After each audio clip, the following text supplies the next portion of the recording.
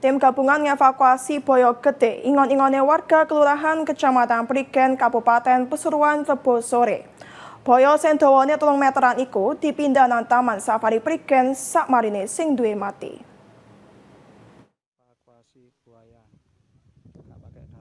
Tim gabungan teko Damkar, KKP ambek Taman Safari Prigen ngevakuasi Boyo ingon-ingone warga Palumbon, RW 4 Kelurahan Kecamatan Prigen, Kabupaten Pasuruan, Rebo sore.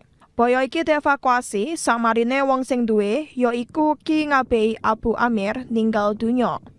Wargane ngaku wis gak sanggup maneh ngeramut Boyo sing dawane 3,3 meter iku. Akhirnya diputusno, Boyo iku dipindah nang Taman Safari Prigen ben isok diramut luwih apik barek aman. Proses evakuasi gak mlaku gampang cak ning.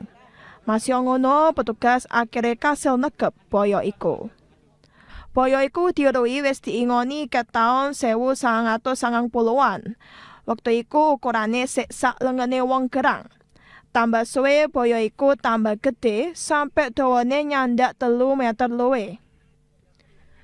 Proses evakuasi iki dilakoni barek prosedur keamanan sing ketat gawe ngelesi resiko gawe petugas karo masyarakat.